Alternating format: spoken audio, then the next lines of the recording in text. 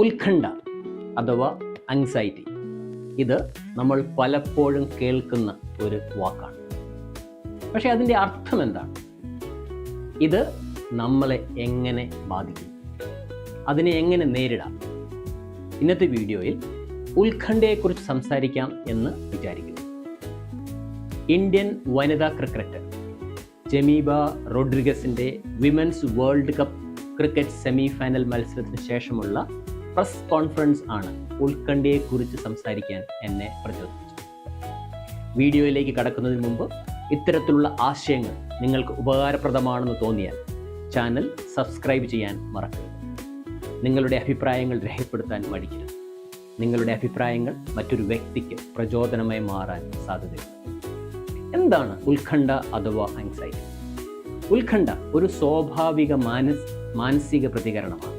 അതായത് ഒരു അനിശ്ചിതത്വം നിറഞ്ഞ സാഹചര്യത്തിൽ നമ്മൾ അനുഭവിക്കുന്ന ഭയവും പേടിയും. നമ്മുടെ തലച്ചോറ് നമുക്ക് നൽകുന്ന അപകട മുന്നറിയിപ്പ് പോലെയാണ് ഇത് പ്രവർത്തിക്കുന്നത്.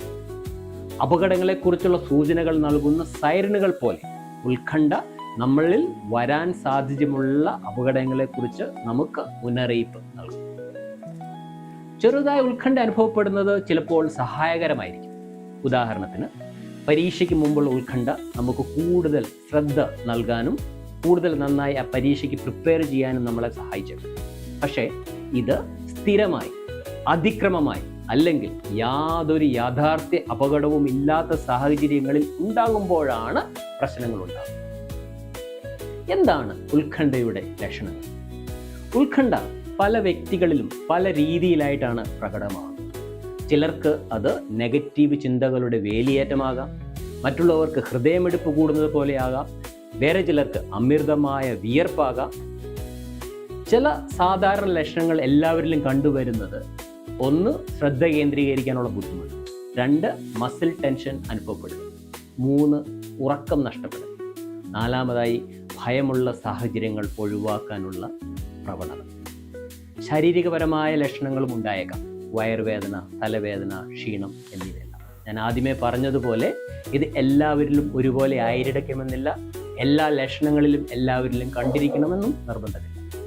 ഞാൻ തുടക്കത്തിലേ പറഞ്ഞതുപോലെ തന്നെ 2025 ICC വനിതാ വേൾഡ് കപ്പ് സെമി ഫൈനലിന് ശേഷം ജമീമ റോഡ്രിഗസ് നടത്തിയ പ്രസ് കോൺഫറൻസ് ആണ് എന്നെ ഈ വീഡിയോ ചെയ്യുവാനായിട്ട് പ്രേരിപ്പിച്ചത്. ജമീമ ഓസ്ട്രേലിയക്കെതിരായ മത്സരത്തിൽ 127 റൺസ് നേടി ഇന്ത്യയെ വിജയിപ്പിച്ചു. പക്ഷേ ആ അത്ഭുത പ്രകടനത്തിൽ പിന്നിൽ ഒരു മാസത്തെ മാനസിക പോരാട്ടം ഉണ്ടായിരുന്നു.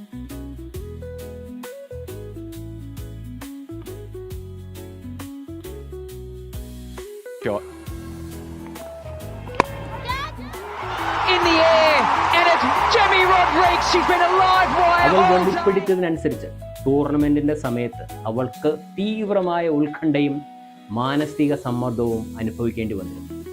അവൾ ദിവസേന കരയുകയും പലപ്പോഴും തളർന്നു പോവുകയും ചെയ്തിരുന്നു. ചില മത്സരങ്ങളിൽ നിന്ന് അവളെ ഒഴിവാക്കുക വരെ ഉണ്ടായി. പക്ഷേ ജമീമ കീഴടങ്ങിയില്ല. അവളുടെ അമ്മയുമായി ദിവസവും സംസാരിച്ച് ആശ്വാസം നേടി. ആത്മവിശ്വാസം നിലനിർത്താൻ അവൾ അവളുടെ കൂട്ടുകാരുടെ സഹായം തേടി. അവളുടെ വിശ്വാസത്തിൽ അഭയം കണ്ടെത്തി. ഒടുവിൽ ചരിത്രം സൃഷ്ടിച്ച ഒരു പ്രകടനം നൽകുന്നതിന് വേണ്ടിയിട്ട് അവൾക്ക് സാധിച്ചു. When you're going through anxiety, you just feel numb. You don't know what to do. You're trying to be yourself. And also in this time, my mom, my dad, they supported me a lot. And also there was Arundhati. Everyone stood by me and believed in me when I couldn't. And the other thing, then what happened, it started with the anxiety thing. Then I was dropped from the team. That really hit me. And you know, when you're dropped, you have a lot of doubts because I always want to contribute to the team. But that day I couldn't do much sitting out. And then when you come back in, it's a lot more pressure with everything that was happening in the past month. But sometimes all you need to do is just hang in there and things fall into place. So Bible says that weeping endures for a night, but joy comes in the morning. And today joy came, but I'm still weeping. ജമീമയുടെ കഥ നമ്മളെ ഓർമ്മിപ്പിക്കുന്നത് ഉത്കണ്ഠ നമ്മളെ ദുർബലരാക്കുന്നില്ല, മറിച്ച് അതിനെ ധൈര്യത്തോടെ നേരിട്ടാൽ നമുക്ക് ആത്മവിശ്വാസത്തോടെ ഇതിനെ നേരിടാനാവുന്നതാണ്. നമുക്ക് വേണ്ട പിന്തുണയും ധൈര്യവും തരാനായിട്ട് നമ്മുടെ കുടുംബാംഗങ്ങൾക്കും സുഹൃത്തുക്കൾക്കും വിശ്വാസത്തിനും കഴിയുന്നതാണ്. ഉത്കണ്ഠയുടെ കാരണങ്ങൾ എന്താണ്? ഉത്കണ്ഠയുടെ കാരണങ്ങൾ ജൈവികവും മാനസികവുമാണ്. നമ്മുടെ തലച്ചോറ് അപകടം തിരിച്ചറിയാൻ രൂപകൽപ്പന ചെയ്ത ഒരു ഡിഫൻസ് മെക്കാനിസമാണ് ഉത്കണ്ഠ. അതിനാൽ യഥാർത്ഥ അപകടമില്ലാത്ത കാര്യങ്ങൾ പോലും ചില സമയങ്ങളിൽ നമ്മെ ഉത്കണ്ഠപ്പെടുത്താം. നമ്മളുടെ വ്യക്തി സ്വഭാവം, നമ്മളുടെ പൂർവ്വ അനുഭവങ്ങൾ, തലച്ചോറിലെ രാസവസ്തുക്കളുടെ അസന്തുലിതാവസ്ഥ, പാരമ്പര്യ ഘടകങ്ങൾ എന്നിവയും ഉത്കണ്ഠയുടെ കാരണങ്ങളായി മാറാം. ഉത്കണ്ഠയെക്കുറിച്ച് സംസാരിച്ചതിനും ഇതിനെ മനസ്സിലാക്കിയതിന് ശേഷം ഉത്കണ്ഠയെ കൈകാര്യം ചെയ്യാനുള്ള മാർഗങ്ങളെക്കുറിച്ച് നമുക്ക് സന്തോഷത്തോടെ പറയട്ടെ. ഉത്കണ്ഠയെ നമുക്ക് ഫലപ്രദമായി നിയന്ത്രിക്കാവുന്നതാണ്. ഇതിനായി നമ്മളെ സഹായിക്കുന്ന 7 മാർഗങ്ങൾ പറയാൻ ആഗ്രഹിക്കുന്നു. 1. Deep breathing. ഡീപ്പ് ബ്രീത്തിങ് നമുക്ക് ശാന്തത നൽകും.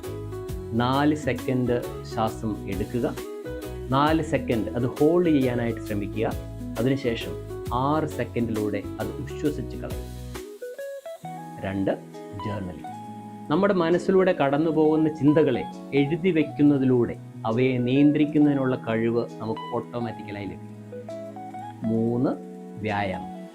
ശാരീരിക വ്യായാമം നമ്മുടെ ശരീരത്തിൽ എൻഡോൾഫിൻ എന്ന സന്തോഷ ഹോർമോണുകൾ ഉൽപ്പാദിപ്പിക്കുന്നു. ഇത് ഉത്കണ്ഠയെ നിയന്ത്രിക്കുന്നതിന് നമ്മളെ സഹായിക്കും. 4. കോഫി, പഞ്ചസാര എന്നിവയുടെ ഉപയോഗം കുറയ്ക്കുക. കോഫിയുടെയും പഞ്ചസാരയുടെയും ഉപയോഗം ഉത്കണ്ഠ കൂട്ടുന്നതായി പല പഠനങ്ങളും കണ്ടെത്തിയിട്ടുണ്ട്. ഇവയുടെ ഉപയോഗം കുറയ്ക്കുന്നതിലൂടെ ഉത്കണ്ഠയെ കുറയ്ക്കാമെന്ന് നമുക്ക് മനസ്സിലാക്കാവുന്നതാണ്. 5. Cognitive behavioural therapy. നമ്മുടെ ചിന്തകളുടെ ഘടനയും പാറ്റേണിലെയും തിരിച്ചറിയുന്നതിന് കോഗ്നിറ്റീവ് ബിഹേവിയറൽ തെറാപ്പി ഒത്തിരി സഹായിക്കും. ചിന്തകളുടെ ഘടനയും പാറ്റേണും മനസ്സിലാക്കിയാൽ അവയെ നിയന്ത്രിക്കുന്നത് എളുപ്പമായി മാറും. 6. ആൾക്കാരുമായി സംസാരിക്കുന്നത്. സുഹൃത്തുക്കൾ, കുടുംബാംഗങ്ങൾ അല്ലെങ്കിൽ കൗൺസിലർമാർ എന്നിവരോട് സംസാരിക്കുന്നത് ഉത്കണ്ഠയെ കുറയ്ക്കുന്നതിന് നമ്മളെ സഹായിക്കും. 7. മൈൻഡ്ഫുൾനെസ്സും മെഡിറ്റേഷനും. മൈൻഡ്ഫുൾനെസ്സും മെഡിറ്റേഷനും പ്രാക്ടീസ് ചെയ്യുന്നതിലൂടെ അല്ലെങ്കിൽ ധ്യാനിക്കുന്നതിലൂടെ നമ്മുടെ ചിന്തകളെ നിയന്ത്രിക്കാൻ നമുക്കുള്ള ഒരു പ്രത്യേക കഴിവ് ലഭിക്കുന്നു. ധ്യാനത്തിലൂടെയും മൈൻഡ്ഫുൾനെസ് പ്രാക്ടീസിലൂടെയും ഉത്കണ്ഠ കുറയ്ക്കാൻ നമുക്ക് ഏറെ സഹായം കിട്ടാറുണ്ട്.